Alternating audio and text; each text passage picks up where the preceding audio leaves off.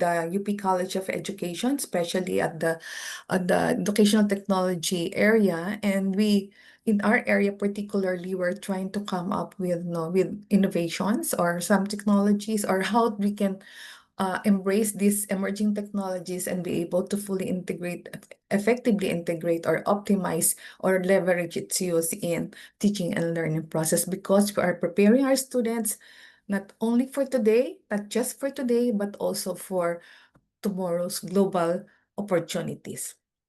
Okay, so let me have the next slide, please. Okay, so let me start by asking a question. The question, why? Why do we need to future-proof our education? And perhaps at the back of your mind, you are also trying to address it, because because of the evolving teaching learning environment, not only the education and educational landscape, but also the business and all other industries and other sectors.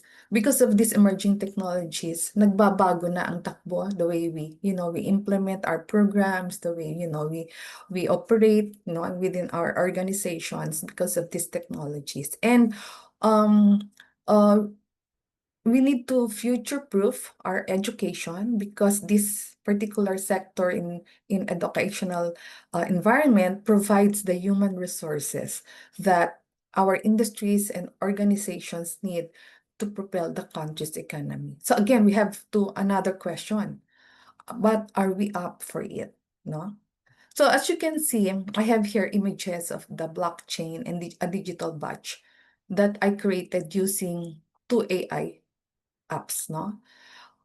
This is how I do it. Every time I generate image, I always put a note under, a caption that tells the viewer where I got it, how I got it, because I think should be part also of, with the increasing influence of AI, especially in education. We have to teach also our students to be more responsible, be more ethical in the use of AI. So every time I generate images, I always put a caption underneath each image to tell you, particularly at this time, that I generated it using AI. So I'm being open or transparent about you, that this is not my image. I did not get it from any Google sites or Yahoo site for images, but I generated it using Gmail. So I hope our participants today will also be will be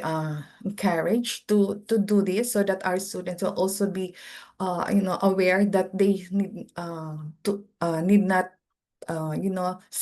use these images without citing the sources of their image. Okay, so yeah, so I put here the blockchain technology. The first image I created using Perplexity AI with the prompt, create an image of blockchain that could easily be understood by beginners, so something like that. And then I created it yesterday. And also the digital badge, an image created using ChatGPT with the prompt, create a sample image of a digital badge for micro credentials, make it a basic design. So I did it because I cannot find the exact image I would like to put in here. So I asked AI to do it for me, but I have to cite them, or to recognize that it's their technology or their site which created these images. So and what does this tell us?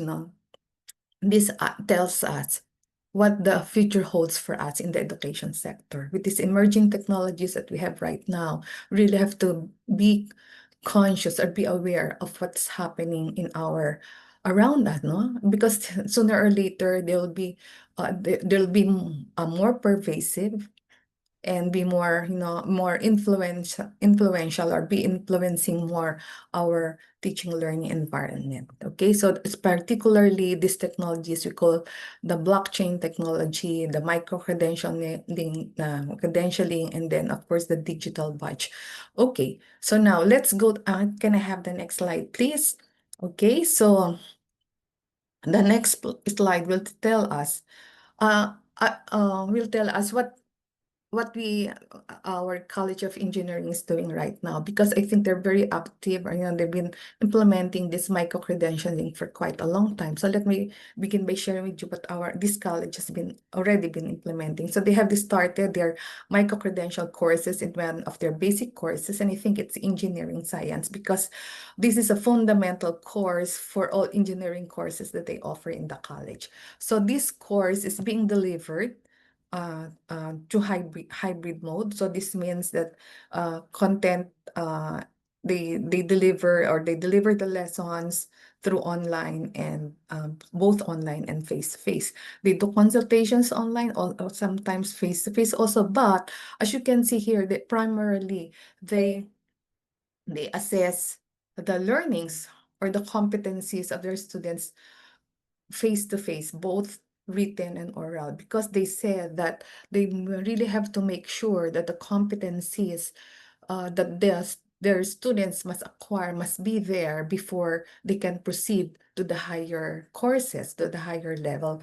And the same way that the competencies, the sub-competencies that they get from these micro-credentials, they can already use, they can also already utilize in perhaps if they go to some internship, or um, some projects, they already have that skill or competency that they need for that particular project or program. Okay, so um, the next slide will tell you that this is all this that this that they do it only for the graduate students, because we believe in the university that undergraduate courses must be residential. Okay, so uh, in the micro-credentialing course that they have been implementing, they utilize what they call the PSI framework, or the Personalized System of Instruction framework, or also known as the Kepler plan. So what do they want to achieve about with the use of this framework for their micro-credential? Achieve mastery, because that's very important, because engineering is a skills-based degree program. So they really have to master all the skills that they need for the profession. And then they can enlist in multiple micro-credential courses. So this means that they can have simultaneous enrollment, no? In the different micro-credential courses that they have. So in micro-credentialing, you also have that what we call the optional units, because the micro-credential courses usually come in the form of modules. So we usually call that mandatory modules and optional modules. So, and that I will explain that to you later, but there are optional units but what I am emphasizing right now is that these optional units can be optional, but for them to get a high pass or a distinction, they have to also complete that optional units, and then complete a course within an academic year and not semester, because as the trend now is for us, for the learners to be given, that opportunity to study at their own pace, at their own time, because of there's so many things that distract them, or so many things they're so involved with or committed.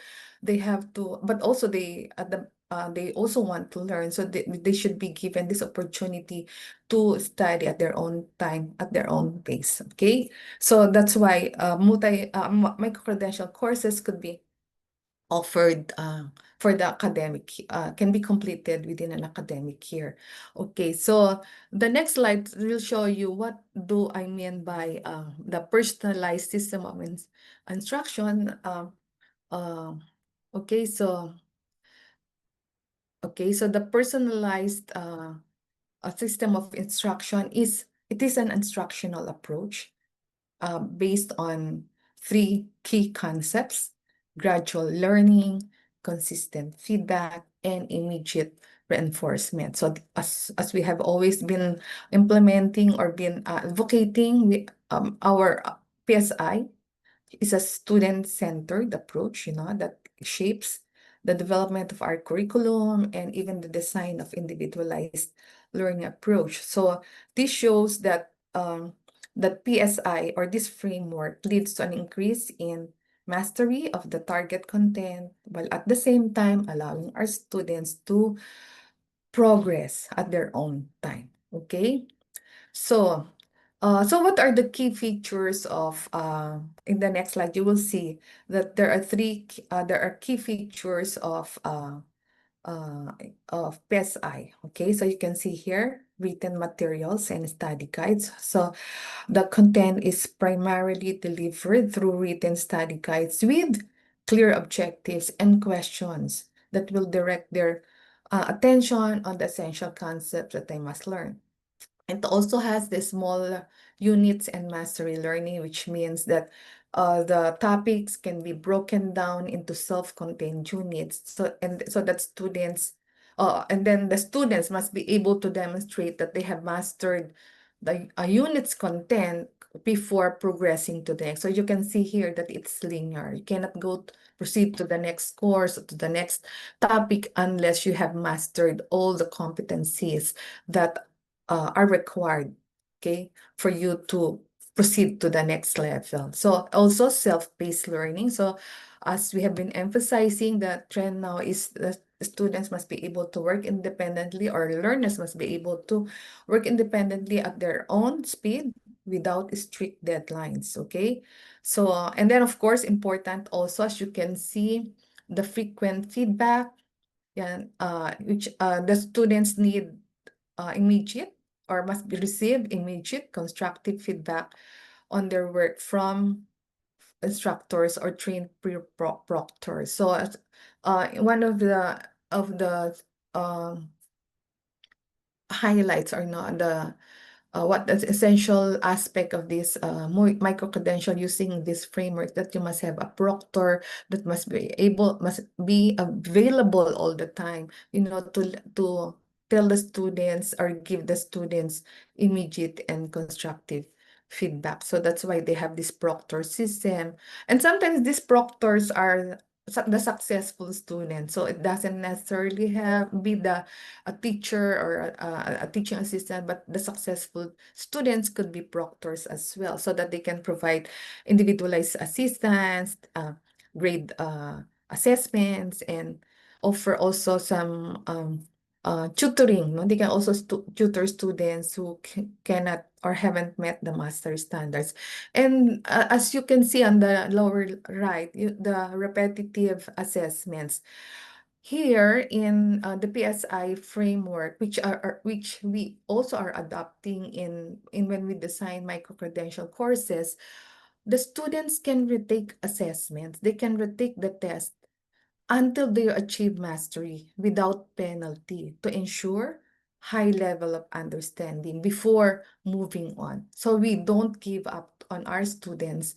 They can take and retake the test until they have gotten the mastery of the essential concepts. Okay, so as you can see here, there are these are the 6 key features. That could be more, but I think these are the more essential concepts that we should learn about micro-credentialing. So here, so about the grading, you can see on the next slide, about the grading for micro-credentialing is only 2, fail or pass, okay? Okay, so but for example, for them to get a high pass, getting the high pass means that you could be given a distinction or an opportunity to have your courses. I mean the your what's this the your credentials to be evaluated for consideration to a higher level, like a master's degree program. So, but for them, for us learner to get a high pass, they have, as I mentioned earlier, they have to take the optional micro-credential courses. So what are these optional micro-credential courses? We have the mandatory, right? That means the important skills, the important competencies, the fundamental concepts, the fundamental knowledge that they must acquire, no? For a particular job or a particular degree program, for example. But they also have to take the optional micro-credential courses. And these micro-credential courses, which are useful, all of them are mandatory or optional courses, both are in the form of modules, are what we call optional micro-credential courses, are the synthesizing modules that determine the level of competencies whether a student has acquired in completing the mandatory course module. So you have the mandatory modules. When after completing that, if you want to get a distinction, a high pass or a distinction, you have to take also the optional micro-credential courses to find out whether, because they are the synthesizing modules or synthesizing courses, and this will tell us whether they were able to acquire the competencies that they must have. So we have in UP what we call the DR maps, or disaster risk mitigation, adaptation, and preparedness strategies course. So we have the mandatory topics, no? Mandatory topics, like for example, about fire, about earthquake, about volcano, about, those are the things that they have to know about, about in this course. So those are what we call the mandatory courses. The risk communication strategies, those are our mandatory courses. But we also have what we call optional modules or optional courses. These are like the students are not required to take it, but if they really want to have, to get a high pass or a high grade, they have to do this reflection, or to do this like uh, creative activities, or to synthesize all what they learned from, from the previous courses that they have taken. So just to give you an example of how this how could micro credentials could be designed. So the grading could be fail or pass. Okay, so the next slide will show you what other features of PSI. So in PSI, students cannot retake the subject. I would like to emphasize that they cannot retake the subject, but they can retake and retake the test until they pass. So they can retake the tests until they are able to get the competence that needed. So there's what we call the latency period, or the waiting period, especially for those to get a fail or an F grade. So there's a waiting period for a certain period of time. He or she cannot cannot take the test, but this waiting period could be devoted to like uh to reviewing the concepts that he or she was not able to, to acquire during the course of time. And then if he or she is now ready to retake the test, then we can retake the test for that same subject, because as I said, you cannot retake the subject, but you can take uh, the take the test. Okay, so if you're familiar with the correspondence course, so you can see it in the next slide. Okay, so if you can correspondence course, I think you're familiar with this during the old times, in the past. So I've been hearing about this correspondence course. So it kind of mirrors, no, the concept of correspondence course, kind of mirrors the micro-credentials courses that we are now starting to embrace, no? But one of the challenges of implementing this correspondence course or correspondence school is that it was too rigorous, no? Frustrating, because it's not face to face, you have to wait for the mails and then answer and then return through the post office, and then wait again for the feedback, which would kind of like take a long time. So there is no instant feedback here. But at this time and age, we have an age, right? We have an edge, because micro-credential that we are now starting to embrace has a future, because we already have the artificial intelligence technology, which can make feedbacking a lot faster, a lot more efficient, no? So there's what I'm saying right now is that with the emerging technologies we have right now, and evolving digital learning environment that we have right now, there's future with all this with there's we can really future-proof, no, our education. So, okay, let me continue. In the, okay, next slide, you can see here the blockchain, no? So this is the focus of our discussion right now. So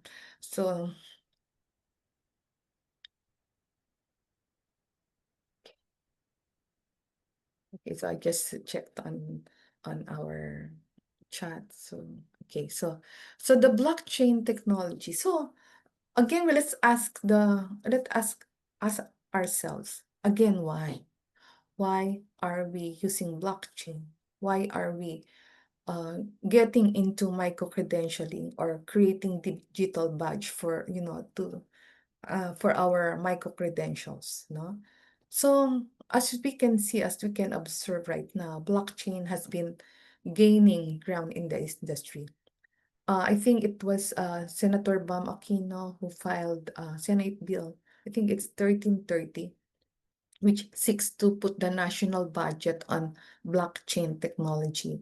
With all the, corruption issues that we have right now, we really have to find a way by which we can be more transparent in our transactions because we've been paying religiously our taxes, right?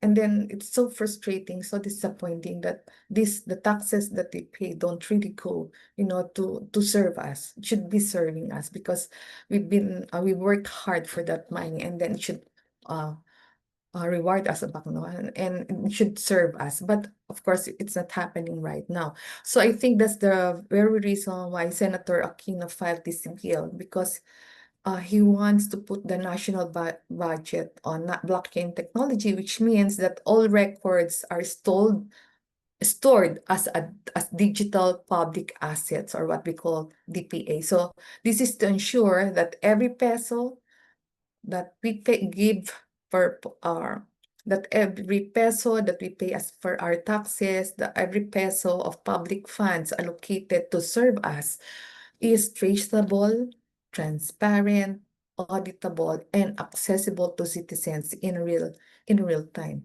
So blockchain technology gives us these advantages because how but but that's in the in the budget. But how about in the education and the workplace that awaits our students? So what does this blockchain technology can give us? First, it can guarantee trust in our academic records because you cannot tamper the with the blockchain technology, with all the restrictions, with all the security that it provides. It is immutable, no? It cannot be deleted, it cannot be tampered. So that this will ensure the trust that every information that we get, they are authentic, they are verified, they are valid. And also, the next one is that blockchain technology can consolidate all the achievements across multiple schools. So, for example, if I've been into so many schools, in the blockchain technology will have all information about me. Okay. So if I, like, for example, if I studied in the Philippines-Diliman, Philippines-Diliman, in my during my dissertation, and even in my other institutions that I got involved with, so they can see the multiple institutions or even the online platforms that I was in or I am in right now, and even the informal learning experiences that I've been through. All those things, all those information are decentralized in one block. Okay, so that whenever they want to access about me, they just click my block and then everything's there. Okay, so no single institution controls the data in blockchain. That's why we are empowered as learners. Not nobody can affect us because everything that information that about the information about us are all stored there. It's tamper-proof. It cannot be deleted. It cannot be, modified. Okay, so it's tamper-proof. And also the blockchain can support the issuance of micro credentials and digital badges, and even the nano degrees that we have right now, because those information that are there about me are verifiable and permanent, cannot be changed. So employers, as you can see here, they can benefit from a more accurate skills profile of me. If I, for example, if I file an application for a job, then the employer can just click the blockchain and that block about me, and then the employer is assured that everything that is written there is true and it's valid, and the skills that are reflected there are the true skills that that could be used by the company or could be assets to the company. And of course, at the same time, we as learners can build through the blockchain technology can build stackable pathway of our competencies. Okay, so transparent transactions, like, so then they can audit, no, they can evaluate the information about me in the blockchain technology, and of course they can also protect our intellectual property. Like for example, you have like written so many journal articles, so everything's there also, so they can use through the blockchain technology, there's a timestamp, and then they can also protect intellectual property, and then the track its use. A blockchain can also track how the information there was used, and even all those things, so transparent that it can, and so that when they use your works, they can they can it can they in the blockchain technology they are protected. Okay, the next slide will show you a summary of what technology can do. It's the features of blockchain technology. It's immutable, which means they are all the academic records there are tamper proof. Okay, so that, of course, that ensures trust. Decentralized, no single institution controls the data. Transparent, transactions are auditable. Transactions like, the credential issuance, are all auditable. It's transparent. You can track all how through the how the information was used in from the blockchain. And of course, security, making sure that all information there are protecting the sensitive learner information. Particularly portability, you can access it at any time, and even you can share the records globally. And of course, automation, because it reduces through the blockchain technology, the smart contracts could reduce bureaucracy and the administrative costs, or or reduce the administrative delays, especially when we are transacting with the government offices. Okay, so these are the things that technology can do for us. That's why it's really a not bad, to really look at how this blockchain technology can be of use to us. Okay. Okay, so let me go to the next slide. So, okay, let me just, okay. Okay, so here, now let me go back to the question, why? Okay, so why blockchain? Why micro-credential? Why digital badge? Why are we looking at these technologies, at these, digital credentials, to help us future-proof our higher education? Okay, so micro-credential to me is, uh, I think, it's high time to really look into micro-credentialing, because this is, I think, what we really need right now, prepare to help our uh fellow citizens, fellow Filipinos, or any student learner, to have that skill needed for a specific job. Micro-credential, because in micro-credential, you don't have to take the entire course. You take only one specific topic that is dedicated to the skill that, for example, an employer is looking for, an applicant. So through micro-credentials, you only take the topic that that uh that is focused on the specific skill or competency needed for the job you have been applying for. So recently in our team at the UP Critical Futures, because I'm a member of the Critical Futures team, we are designing a training program aimed at designing a micro credential courses for our marine subjects or marine program in UP Visayas. So this coming October, we will have a 3-day training program for the development of micro-credential courses, and it will be participated in by the faculty at UP Visayas. It's a 2.5 days training program. So I think we'll be focusing on one master's program on tropical marine ecosystem management courses, and then we'll try to to develop micro credentials that will targets uh the skill needed, no, for like we are even thinking of having students from the local government units, or community organizations, NGOs that are involved in marine ecosystem management. So there are specific skills or competencies that are integrated to be part of a micro-credential course.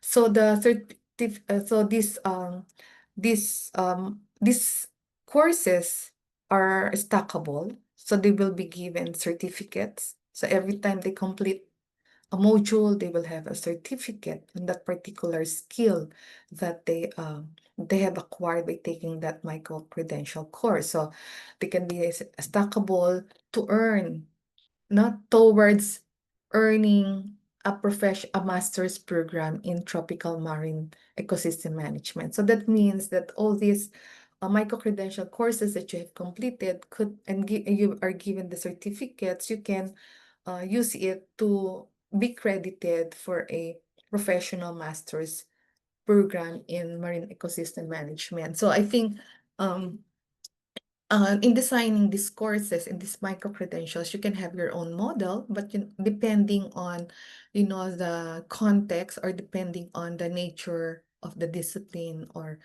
uh, the course that you have in mind, no? The competency that you want the learners to have.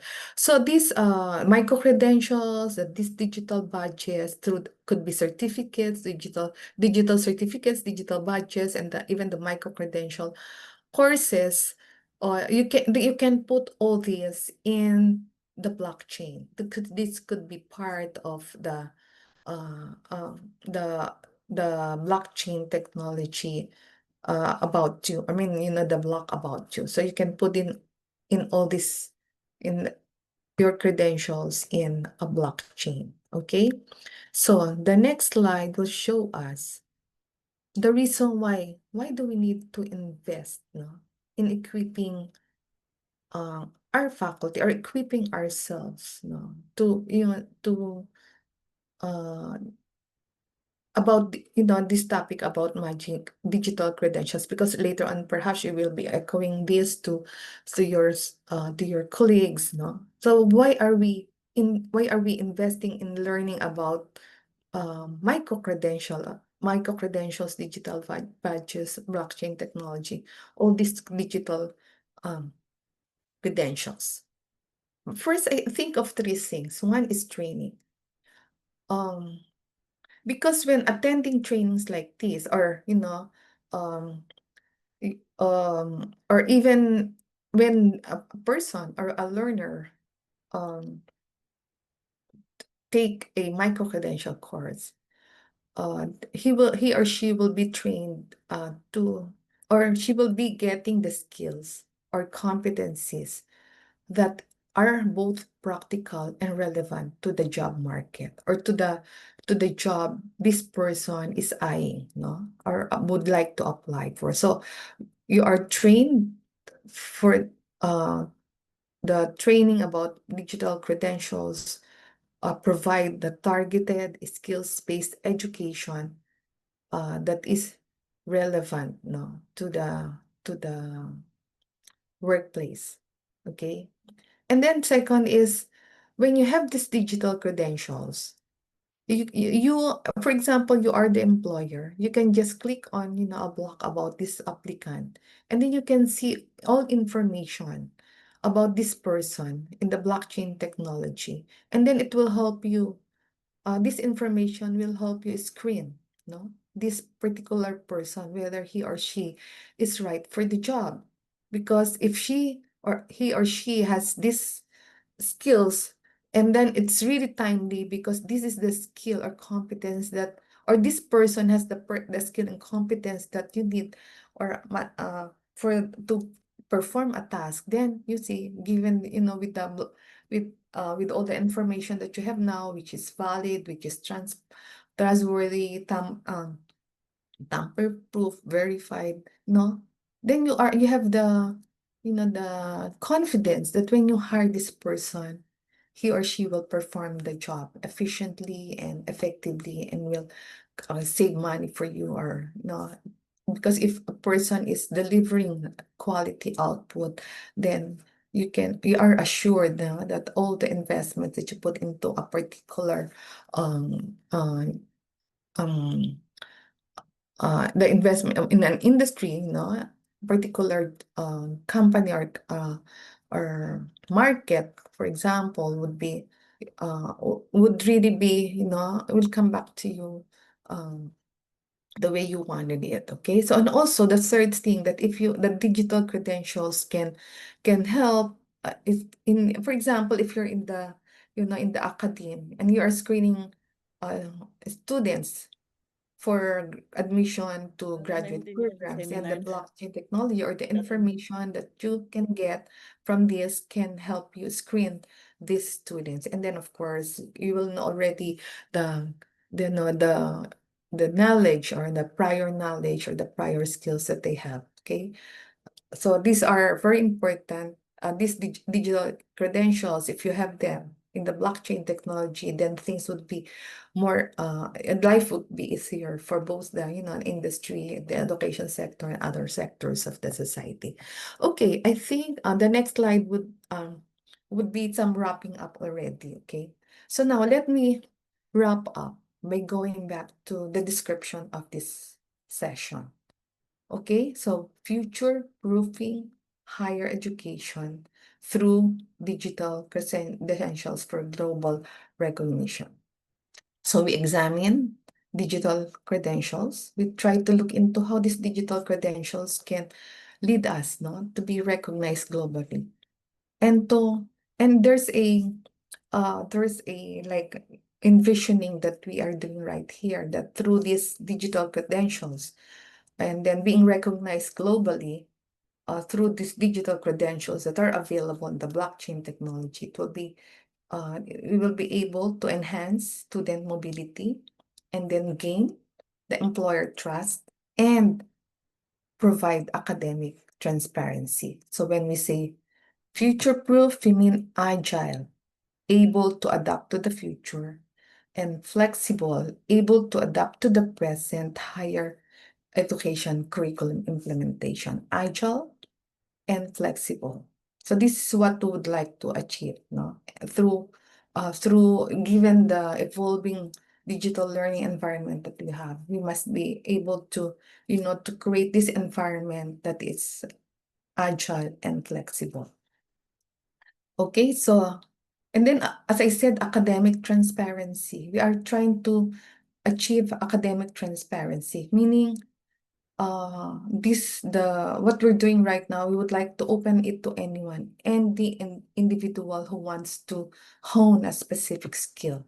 We would like to, of course, we also would like to gain employer trust. Okay, so a specific, so because the skills are specific, and then because of the information that I know about a particular person, um, uh, are the skills or the competencies this particular person has would be beneficial to my company, for example. So I have that employer trust, because they said that in the university or in the academic institutions, it's always all academic, all theory.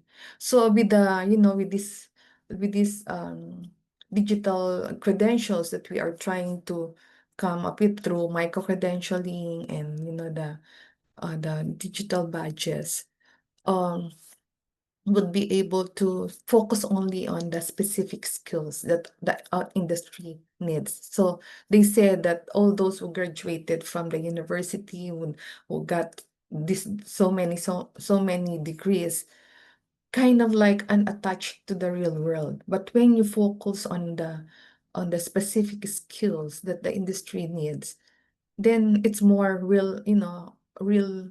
Uh, you are in the um, uh, you are in touch with the world. Okay, so about student mobility, it's very convenient, when you have this when you engage our learners into this micro credentialing, student mobility, very convenient. They can finish the course at their own pace, at their own time, and then they can always, and then there's an assurance that as soon as they finish, or as soon as they have completed the program, Nagkuan they ta, will, the nag-download. module will be able to when you have this uh competency, you will be able to, to have that, confidence that I can really deliver quality output. Okay, so the next slide, I think. Why are we doing this? Because we are now in the VUCA world. I think you have heard about VUCA, right? VUCA means volatility, uncertainty, complexity, ambiguity. I recently read a literature about, there's another letter, VUCAD. There's a D at the end, VUCAD. D stands for digital, but of course they've been adding it because they said that's kind of, influencing the world that we live in right now. So because VUCA describes the challenges of navigating an unpredictable, ever evolving business, educational landscape. Okay, volatility refers, of course, to the speed, magnitude of changes in the world we live in. Nothing is permanent, very volatile. Okay, so such as fluctuations like in the stock market, changes in consumer demand, or even in the political situation. So, um, changes in the world we live in are, are so fast-paced. Okay, uncertainty. Uncertainty, of course, lack of predictability. We cannot predict anymore. Just like our climate right now, isn't it? It's rainy season, but the amount of rain that is usually poured down, beyond, beyond science sometimes, or even how our scientists prepared for it. So uncertainty, uncertain, lack of predictability or information about future events, so such as new regulations or even the emerging technologies that we have right now. Complexity, so this refers to the interconnectedness, interdependence of systems and processes. Okay, so they are not really that connected. So it's really complex. All industries, all systems, all processes pouring in different perspectives. So giving some um, complexity, or kind of making things complicated for us. And then, of course, ambiguity refers to the existence of multiple interpretations, conflicting information, differing opinions on, like, for example, there's a new technology. So how we embrace it, how we accept these technologies depends on how we perceive it. So we have different opinions, or even how it impacts our industry, or how it influences, the implementations or the operations of our current implementation of our program. Ambiguous, different interpretations, conflicting information. Okay, so the last slide, I guess, I think this is my last slide. The last slide is about, so let me just wrap up with this last slide. So it says here that adaptability is the key to future proofing our higher education sector. So at this point in time, our environment presents significant challenges for the businesses, or even the industries, or the education sector as well. So what do we need to do right now? We need to adapt quickly to changing conditions and make decisions, no, with um uh, incomplete or conflicting information. I said we live in the VUCA world. Ambiguity, complexity, uncertainty, volatility. So given that environment, we have to make decisions even though amid this VUCA world that we have right now. And for us to be able to succeed in this environment, we must be agile. As I mentioned to you earlier, we need to be innovative, able to anticipate and respond to changes quickly, no? Forthwith. Yeah, so I say, so this requires, so how do we prepare for this? This requires a culture of learning, experimentation, strong leadership that would, that is able to manage risk, the uncertainty of the present world, and even the complexity. And I think digital credentials are the keys that can unlock global recognition and mobility. This will allow our graduates to stand out, no, in an increasingly competitive world. Very competitive na ang ating mundo ngayon. And really have to, to prepare our graduates or our, learners that we have in mind, in this kind of role. So what do we need to do? We must all be willing to take risk, experiment with new approaches while maintaining or keeping that focus for a long term, for those long term goals. But of course, you have these long term goals. And then we need every time that there's a technology emerges, we need not ignore it. Like for example, we cannot ignore AI anymore. You know, I've been doing trainings with different teachers about how we can integrate the use of AI in the classroom responsibly and ethically. So I'm teaching them how to come up with yung AI, classroom AI policy.